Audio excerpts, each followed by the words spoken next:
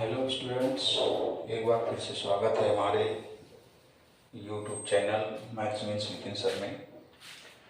देखिए, फंक्शन की next video लेकर के आए हैं, नेक्स्ट क्लास लेकर के आए हैं फंक्शन की। आपको बता दें, ये जो फंक्शन की क्लास है ये फर्स्ट ईयर वाले बच्चे और इंटर वाले बच्चे दोनों पढ़ सकते हैं। फर्स्ट ईयर वाले भी पढ़ सकते हैं, इंटर वाले भी पढ़ सकते हैं फंक्शन की क्लास। हमने कहा था कि आप कंटिन्यू हमारे जो वीडियो अपलोड हो रहा है आप उनको देखते रहिए। आप मैथ में बहुत परिपक्व होने वाले। बार बार हर वीडियो में वही बात ना कह करके एक बार फिर से चलिए आते हैं वीडियो की तरफ। लेकिन अगर हमारे चैनल को अभी तक आपने सब्सक्राइब नहीं किया तो सब्सक्राइब जरूर कर लें, बेल आइकन दबा दें ताकि हर एक वीडियो का नोटिफिकेशन मिलता रहे। ज़्यादा से ज़्यादा शेयर करें तो ज़्यादा से ज़्यादा बच्चे पढ़ेंगे। और हमने आपको कहा था कि मैथ आपको बिल्कुल आसान से लगने लगेगी। अब बताया था, अब हमने ठाना है मैथ का डर भगाना है और सबको मैथ सिखाना है। इसलिए फिर से आइए वीडियो में। सब्सक्राइब जरूर कर लें। अगर आपको लगता है हम आप लोगों के लिए मेहनत कर रहे हैं तो सब्सक्राइब जरूर कर लें, हर एक वीडियो को देखें। अब देखिए, चलिए, प्रीवियस क्लास में हमने आपको फंक्शन के बारे में बताया था तो कुछ क्वेश्चन दिए गए। जैसे ये क्वेश्चन, इनमें से आपको बताना है कौन कौन से फंक्शन हैं और कौन कौन से फंक्शन नहीं है। देखिएगा, कौन कौन से फंक्शन हैं और कौन कौन से फंक्शन नहीं है। तो कुछ क्वेश्चन है, जैसे इसमें से वन में से आपको देखना है फंक्शन। इसमें कोई सेट नहीं दिया गया है, 1 1 1 2 1 3 1 4। बताइए फंक्शन है कि नहीं। फंक्शन की दो वैरायटी आपको बताई गई थी। जितने भी आर्डर्ड पेयर बनते हैं उनमें से हमने कहा था जितने भी जैसे आर्डर्ड पेयर बनते हैं तो ये जो फर्स्ट वाला एलिमेंट जिस सेट से लिया जाए, इसमें कोई सेट नहीं दिया गया।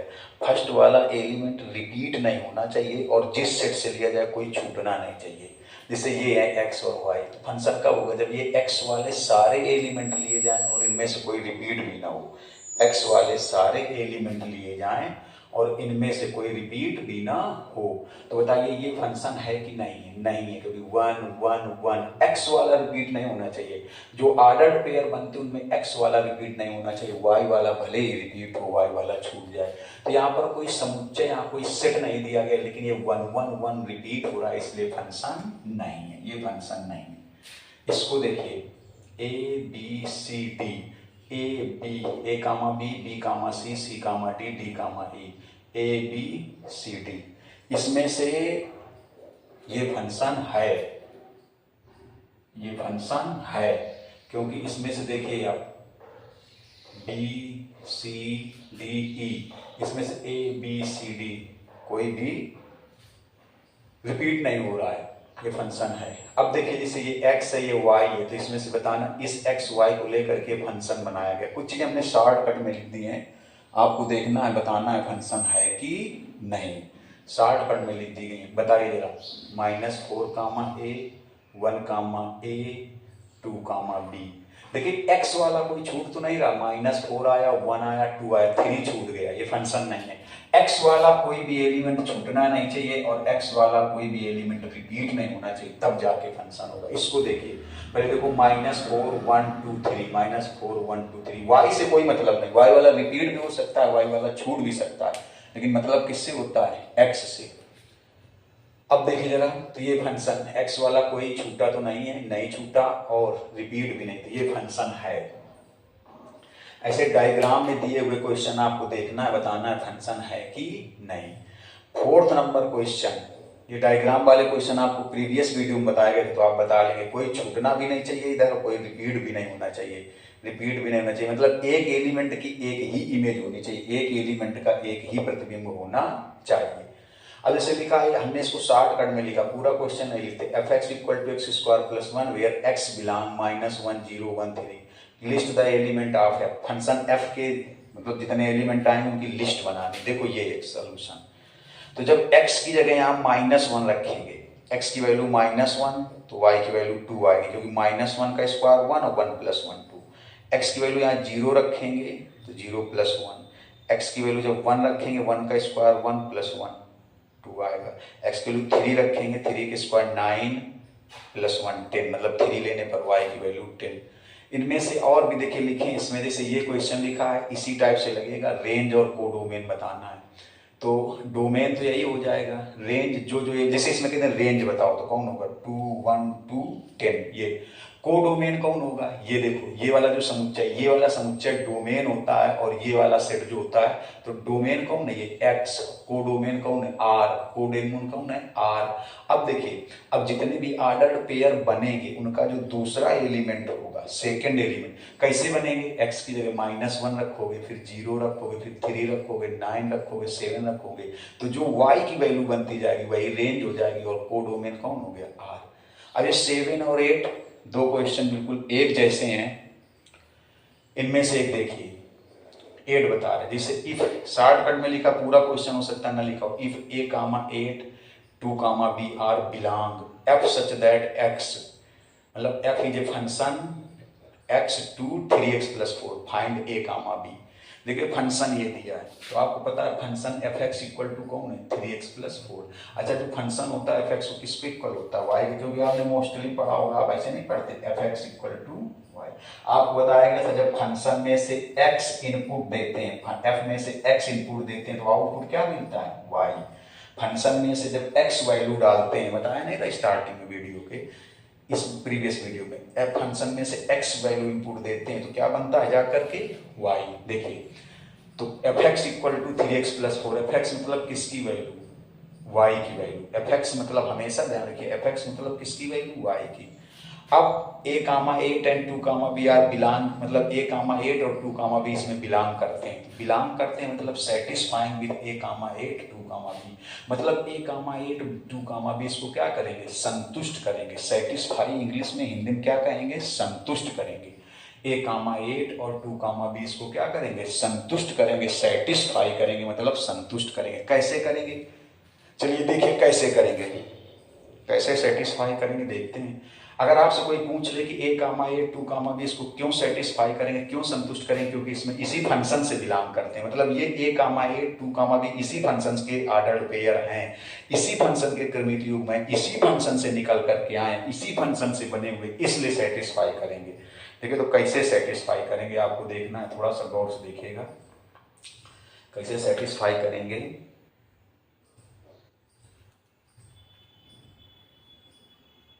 देखिए कैसे सेटिस्फाई करेंगे, पहले a, 8 से सेटिस्फाई करा देते हैं, a, 8 से सेटिस्फाई करा देते हैं। a, 8 से कैसे सेटिस्फाई कराएंगे देखिएगा थोड़ा सा, a, 8 से कैसे सेटिस्फाई कराना है।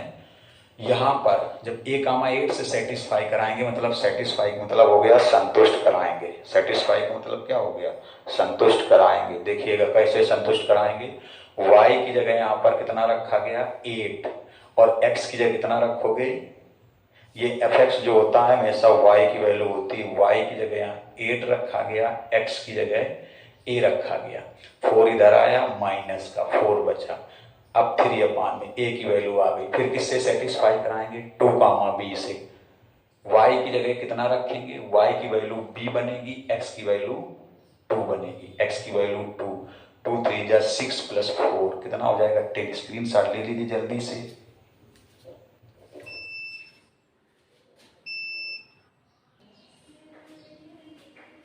देखिए बच्चों स्क्रीनशॉट ले लिया होगा तो थोड़ा सा बताते हैं काइंड्स ऑफ फंक्शन।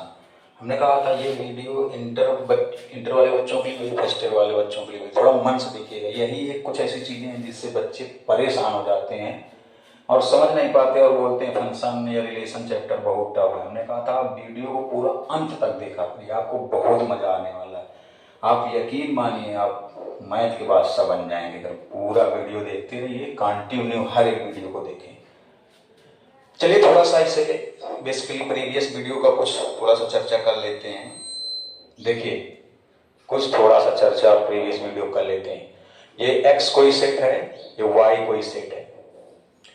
अब देखिए जैसे यहाँ पर a1 मतलब a की इमेज 1 हो गई, a का प्रतिबिंब 1, b की इमेज 4 और c की 3, तो ये फंक्शन है कि नहीं। फंक्शन आपको पता है इस x वाले सेट का कोई भी एलिमेंट यहाँ पर छूटना नहीं चाहिए और x वाले सेट का कोई भी एलिमेंट यहाँ पर रिपीट नहीं होना चाहिए। अब देखोगे तो 2 छूट गया तो y में रिपीट हो, y में छोड़ जाए कोई दिक्कत नहीं, तो ये फंक्शन है। अच्छा, डोमेन कौन होता है? ये पूरा सेट ही डोमेन, अगर फंक्शन बनेगा तो पूरा सेट डोमेन बनेगा, ये पूरा सेट को डोमेन बनेगा। और रेंज क्या बनेगी? जो एलिमेंट इंगेज होंगे, जो किसी ना किसी की इमेज होंगे, इमेज जो होंगे वो रेंज बनेगी। देखिए यहाँ पर डोमेन कौन है? ए बी सी, को डोमेन पूरा सेट 1 2 3 4। आपके तो रेंज होगी 1 3 4 1 3 4। 2 रेंज में क्यों नहीं आएगा? क्योंकि 2 किसी की इमेज नहीं है, 2 किसी का प्रतिबिंब नहीं है, इसलिए 2 इमेज में, अरे सॉरी 2 रेंज में नहीं आएगा। तो ये पूरा जो सेट होता है ये डोमेन होता है, ये पूरा सेट क्या होता है? को डोमेन। और रेंज पूरा जो इसमें छूट जाएगा वो रेंज में नहीं आएगा। इधर तो कोई छूटना ही नहीं चाहिए, अगर इधर कोई छूट जाएगा तो फंक्शन ही नहीं होगा। इधर का कोई एलिमेंट रिपीट कर जाएगा तो भी फंक्शन नहीं होगा, इधर छूट जाए रिपीट कर जाए कोई दिक्कत नहीं। तो इधर ये पूरा सेट को डोमेन होगा, और जो इंगेज है, जो इमेज है, जैसे 1 किसकी इमेज है? ए की, 3 किसकी इमेज है? सी की, 4 किसकी इमेज है? बी की, लेकिन 2 किसी की इमेज नहीं, तो 2 रेंज में नहीं आएगा। अब टाइप्स ऑफ फंक्शन में देखते हैं ऑन टू, हमने शॉर्टकट में लिखा है, आप समझे, ऑन टू या सर्जेक्टिव, इसी को आच्छादक फंक्शन बोलते हैं। मैपिंग, प्रतिचित्रण, मैपिंग मतलब फंक्शन ही होता है। देखिए एफ कोई फंक्शन है जो एक्स से वाई पर डिफाइन है, तो अगर किसी भी फंक्शन में कोडोमेन और रेंज बराबर हो जाए तो हमेशा आच्छादक हो जाता है। कोडोमेन और रेंज अगर बराबर हो जाए, कोडोमेन और रेंज, कोडोमेन कौन होता है? ये पूरा सेट कोडोमेन होता है। और रेंज कौन होता है? जो एलिमेंट इमेज होती हैं, जो एलिमेंट इंगेज होते हैं, वो जो इमेज होते हैं वो रेंज होती है। इसमें जैसे 2 इंगेज नहीं है, 2 किसी का इमेज नहीं है, तो 2 देखो रेंज में नहीं आया। तो अगर किसी भी फंक्शन में कोडोमेन और रेंज इक्वल हो जाए तो वो फंक्शन हमेशा ऑन टू, आच्छादक या सर्जेक्टिव बोलते हैं। जैसे ये है, देखो ए बी सी डी 1 2 3। तो अब ये इधर देखना है आपको, कोडोमेन कौन होगा? 1 2 3, और रेंज भी कौन होगा? रेंज 1 2 3। इधर जो छूट जाएगा, इधर तो कोई छूटने ही ना पाए, क्योंकि अगर इधर छूट गया तो फंक्शन ही नहीं होगा, इधर रिपीट कर जाएगा तो भी फंक्शन नहीं होगा। इधर छूट जाए तो कोई दिक्कत नहीं, इधर रिपीट हो जाए कोई दिक्कत नहीं। देखिए तो कोडोमेन तो पूरा सेट होगा, तो पूरा सेट 1 2 3, और रेंज कोई छोटा नहीं तो 1 2 3। देखिए तो कोडोमेन 1 2 3 और रेंज भी 1 2 3। तो यहाँ पर देखिए कोडोमेन और रेंज इक्वल हो रहे, बराबर हो रहे, कोडोमेन और रेंज बराबर हो तो ऑन टू फंक्शन है। इसको थोड़ा इसे देखिए, कुछ लोगों को लग रहा होगा रिपीट है, जैसे क्या बनेगा? A3 बनेगा, B1 बनेगा। देखो क्या बनेगा, अच्छा बनाया जाए तो क्या बनेगा देख लेते हैं। A3 बनेगा, फंक्शन क्या बनेगा? A3 बनेगा, B1 बनेगा, C2 बनेगा और D3 बनेगा। अब आप सोच रहे हो कि रिपीट हो गया, एक्स वाला रिपीट नहीं होना चाहिए, ना एक्स वाला छूटना चाहिए। रिपीट कौन हुआ? देखो 3 और 3 किस में रिपीट हो रहा है? एक्स में कि वाई में? वाई में रिपीट हो रहा है। एक्स वाला ना तो छूटे ना ही रिपीट हो, एक्स वाला ना तो छूटना चाहिए और ना ही रिपीट होना चाहिए। तो देखिए वाई में 3 रिपीट हो रहा है, वाई में 3 रिपीट हो रहा है, कोई दिक्कत नहीं। एक्स में कोई छूटना और रिपीट नहीं होना चाहिए। तो गौर से देखिए, एक्स में कोई छूटना और रिपीट नहीं होना चाहिए, तो ये फंक्शन है। अब इसमें देखिए कोडोमेन, पूरा सेट कोडोमेन, और जो जो इमेज दे रहे हैं वो रेंज हो गई, तो 1 2 3 इसकी क्या हो गई? रेंज। तो अब कोडोमेन और रेंज बराबर है तो कौन सा फंक्शन होगा? आच्छादक या ऑन टू। इसको ऐसे कह सकते हैं, each element of y is the image of at least 1 element of x. मतलब y का हर एक एलिमेंट x के कम से कम एक एलिमेंट की इमेज होनी चाहिए। मतलब y का हर एक एलिमेंट, मतलब y का कोई भी एलिमेंट छूटेगा नहीं। जब लिखा है ईच एलिमेंट ऑफ y, मतलब y का हर एक अवयव इज द इमेज, मतलब इमेज है किसकी? Eight least 1 element of x, मतलब x के कम से कम एक एलिमेंट की इमेज है। तो एक से ज्यादा की भी हो सकती है, जैसे यहाँ पर y का एलिमेंट 3, a की भी इमेज है और 3 किसकी इमेज है? d की भी इमेज है। तो एट लीस्ट 1 का मतलब कम से कम एक, कम से कम एक अवयव, मतलब x के कम से कम एक अवयव की इमेज होनी चाहिए। तो यहाँ पर जैसे 3 है, ये एक से ज्यादा की इमेज है, 3D की भी इमेज है, 3A की भी इमेज है। ईच एलिमेंट ऑफ y का मतलब हो गया y का कोई भी अवयव छूटना नहीं चाहिए, मतलब y का हर एक अवयव x के कम से कम एक अवयव की इमेज जरूर होनी चाहिए। एक से ज्यादा की हो सकती है। अब जैसे एक से ज्यादा मतलब जैसे 3A की भी इमेज है और 3 किसकी इमेज है, D की भी इमेज है, मतलब Y का हर एक अवयव X के कम से कम एक अवयव की इमेज हो। कम से कम एक का मतलब एक से ज्यादा की भी इमेज हो सकती है, जैसे 3A की भी इमेज है, 3D की भी इमेज है। तो वही चीज लिखी, each element of Y, each element of Y is the image of at least one element of X, मतलब Y का हर एक अवयव X के कम से कम एक अवयव के, कम से कम एक अवयव के, ईच एलिमेंट ऑफ y मतलब y का हर एक अवयव is the image of at least one element of x, x के कम से कम एक एलिमेंट की इमेज होनी चाहिए। कम से कम एक का मतलब एक से ज्यादा का भी हो सकता है। जैसे यहाँ पर y का कौन सा एलिमेंट 3, ये 3 एक से ज्यादा एलिमेंट का अवयव, 3D का भी इमेज है और 3 किसका, a की भी इमेज है। तो y का हर एक अवयव x के कम से कम एक एलिमेंट की इमेज तो होनी ही चाहिए। एक से ज्यादा का भी हो सकता है, बताया ना कि 3 जैसे D की भी इमेज है, 3A की भी इमेज है। आप कह सकते हैं कि जो Y में एलिमेंट है इसमें कोई छूटना नहीं चाहिए। अगर कोई छूट गया यहाँ पर, अगर ऐसा कोई एलिमेंट यहाँ पर छूट जाए, मतलब किसी की इमेज ना हो, तो फिर वो ऑनटू नहीं होगा। मतलब Y का हर एक अवयव, हर एक अवयव इंगेज होना चाहिए। मतलब every element of Y is must be image of X element. हर एक अवयव, जब ये हर एक अवयव इमेज देगा मतलब कोई भी छूटेगा नहीं, तो कोडोमेन हमेशा किसके बराबर आएगा, रेंज के। और जब कोडोमेन रेंज के बराबर आएगा तो अच्छा तब हो जाएगा। इनटू अंताक्षेपी, इसमें क्या होता है, जो रेंज होती है वो कोडोमेन का प्रॉपर सबसेट है। इसको क्या बोलते हैं, सेट में पढ़ा होगा। प्रॉपर सबसेट का मतलब उचित उपसमुच्चय। उचित उपसमुच्चय कब होता है, थोड़ा सा इधर कर लेते हैं, देखिएगा। जैसे ऐसे लिखा, इसको बोलते हैं प्रॉपर सबसेट। मतलब ए वाले सब किसमें हो, बी में, और बी में कुछ एक्स्ट्रा भी होना चाहिए, बी में कुछ एक्स्ट्रा भी होना चाहिए, तब कहेंगे ए बी का प्रॉपर सबसेट है, ए बी का उचित उपसमुच्चय है। ए वाले सारे एलिमेंट बी में हो, ए वाले सारे एलिमेंट बी में हो, बी में कुछ एक्स्ट्रा भी हो। जैसे मान लो ऐसे लिखते हैं 1 2, और इधर ऐसे लिखते हैं 2 3 1 या 4 ऐसे। तो ये देखिए, तो ये वाला जो सेट है इसका प्रॉपर सबसेट है, क्योंकि देखो 1 2 इसमें है और 3 4 एक्स्ट्रा भी हो। कम से कम एक तो एक्स्ट्रा होना ही चाहिए। मतलब ए वाले सारे एलिमेंट बी में हो और बी में चाहे एक ही एक्स्ट्रा हो, एक्स्ट्रा जरूर होना चाहिए। ऐसा नहीं कि ए वाले बी में हो और एक्स्ट्रा ना हो, तब फिर प्रॉपर सबसेट नहीं होगा, तब सबसेट होगा। प्रॉपर सबसेट को हिंदी में बोलते हैं उचित उपसमुच्चय। ए वाले सारे एलिमेंट बी में होने चाहिए, ए वाले सारे एलिमेंट किसमें होने चाहिए, बी में, और बी में एक्स्ट्रा जरूर होना चाहिए, एक्स्ट्रा जरूर होना चाहिए, तब इसको बोलेंगे प्रॉपर सबसेट, उचित उपसमुच्चय। वही चीज है, देखिए। तो रेंज वाले सब किसमें होने चाहिए, कोडोमेन में, कोडोमेन में एक्स्ट्रा जरूर होने चाहिए। जैसे एक एग्जांपल दिया है, देखिए ये बनेगा A1 B2 C4 D4 और E1 बनेगा। अब आप पहले देखिए, इधर कोई छूट गया या इधर कोई रिपीट हो गया तो फंक्शन ही नहीं होगा, उसी जगह से बात समाप्त हो जाएगी, फंक्शन ही नहीं होगा। अगर इधर कोई छूट जाए, इसमें से कोई छूट जाए या इसमें से कोई रिपीट हो जाए तो फंक्शन नहीं होगा।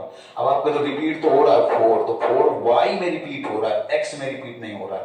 1 रिपीट हो रहा है लेकिन किसमें, y में, x में रिपीट नहीं होना चाहिए, x में कोई छूटना नहीं चाहिए, x में कोई रिपीट नहीं होना चाहिए। अब रेंज वाले सारे के सारे किसमें होने चाहिए, कोडोमेन में, कोडोमेन में एक्स्ट्रा जरूर होना चाहिए। रेंज वाले सब कोडोमेन में हो, लेकिन अगर कोडोमेन में एक्स्ट्रा ना हो तो अंताक्षेपी नहीं होगा, एक्स्ट्रा जरूर होने चाहिए। अब अच्छा बताओ, इसकी रेंज कौन आएगी, रेंज जो इधर इमेज है 1 2 4, यही तो आएगी रेंज 1 2 4, लेकिन कोडोमेन तो पूरा सेट हो जाएगा 1 2 3 4 5, 1 2 3 4 5। देखिए, तो रेंज में कौन है 1 2 4 और कोडोमेन में 1 2 3 4 5। तो देखिए रेंज वाले सब कोडोमेन में है, कोडोमेन में एक्स्ट्रा भी है, कौन एक्स्ट्रा है, 3 और 5। तो रेंज वाले सब कोडोमेन में हो, कोडोमेन में कुछ एक्स्ट्रा भी होना चाहिए। देखिए इसमें क्या था, इसमें था y में कुछ छूटना नहीं चाहिए और इसमें y में छूटना जरूर चाहिए। ऐसे भी कह सकते हैं, इसमें y में कुछ भी ना छूटे तो आच्छादक ऑन टू, और y में अगर छूटे तो इनटू अंता छेपी। ऐसे ध्यान रखो, वाई में कुछ भी न छूटे तो आच्छादक आंटू, और वाई में छूटे तो अंता छेपी। वही चीज है। और जब वाई में छूटेगा तभी रेंज किसका प्रॉपर सबसेट बनेगा, कोडोमेन का। प्रॉपर सबसेट मतलब रेंज वाले सब कोडोमेन में एक्स्ट्रा भी होना चाहिए। देखिए रेंज वाले सब कोडोमेन में और कोडोमेन में एक्स्ट्रा भी है। अब लिखा है there exist at least one element in y, मतलब वाई में कम से कम एक एलिमेंट ऐसा जरूर होना चाहिए। वाई में कम से कम there exist at least one element in y, y में कम से कम एक एलिमेंट ऐसा जरूर होना चाहिए which is not the image of any element x, जो एक्स के किसी भी एलिमेंट की इमेज ना हो। जैसे यहाँ पर 3 एक्स के किसी भी एलिमेंट की इमेज नहीं है, 5 एक्स के किसी भी एलिमेंट की इमेज नहीं, तो there exist at least one element in y, ये डेफिनेशन है। मतलब वाई में कम से कम एक एलिमेंट ऐसा जरूर हो, कम से कम एक मतलब एक से ज्यादा भी हो सकते हैं, which is not the image of any element of x, मतलब जो एक्स के किसी भी एलिमेंट की इमेज ना हो। मतलब वाई में कम से कम एक आध एलिमेंट ऐसे जरूर हो जो एक्स के किसी भी अवयव के किसी भी एलिमेंट की इमेज ना हो। जैसे यहाँ पर कौन है, 3 किसी की इमेज नहीं है, 5 किसी की भी इमेज नहीं है। तभी हमने कहा इधर अगर कुछ छूटे तो इनटू, इधर कुछ ना छूटे तो ऑनटू। अब 1 इंजेक्टिव, इसको एक ही बोलते हैं। Different element of x have different image, x के अलग अलग एलिमेंट की अलग इमेज होगी।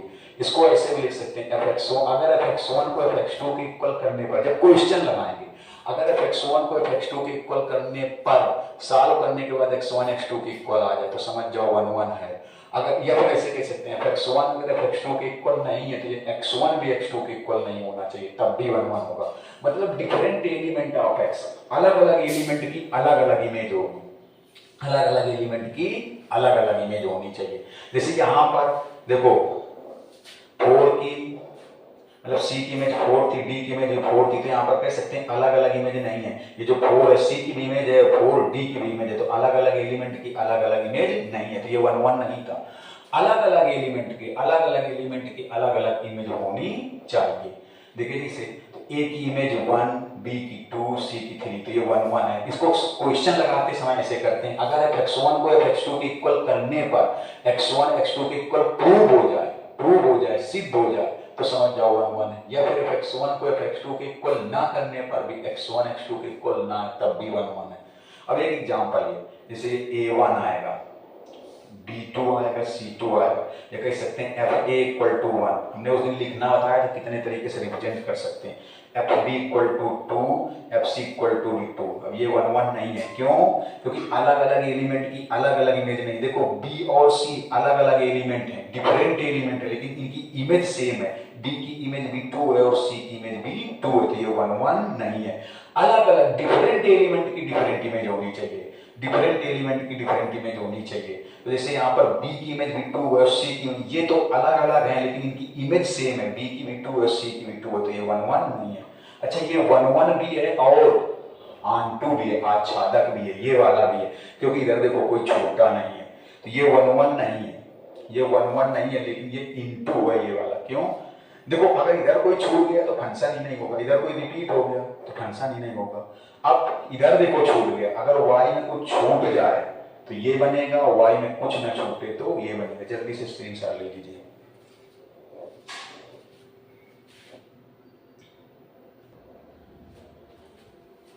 देखिए बच्चों स्क्रीनशॉट ले लिया होगा। लास्ट में फंक्शन मस्ता है -1, इसको हिंदी में बोलते हैं बहु एक वाला।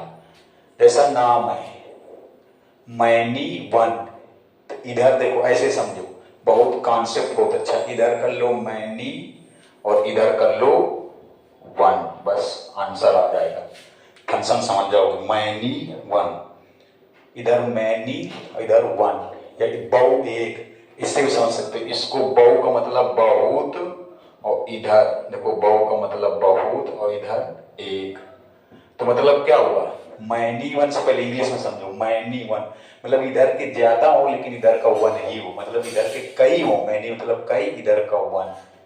और या कैसे इधर के बहुत और इधर का एक, तो वही चीज देखो, जैसे इधर का B 4, इधर का C 4, इधर का F 4। तो इधर के क्या है, मैनी हो गए, इधर मैनी मतलब कई हो गए, इधर का BCF हो गया, लेकिन इधर क्या रहा, 1 ही रहा, कौन, 4 4 4। इधर के बहुत हो गए, बहुत का मतलब देखो, इधर के बहुत का मतलब ज्यादा हो गए, एक से ज्यादा। कैसे, B इधर का B हो गया, इधर का C, इधर का F, इधर BCF, लेकिन इधर का तो एक ही रहा, कौन, 4।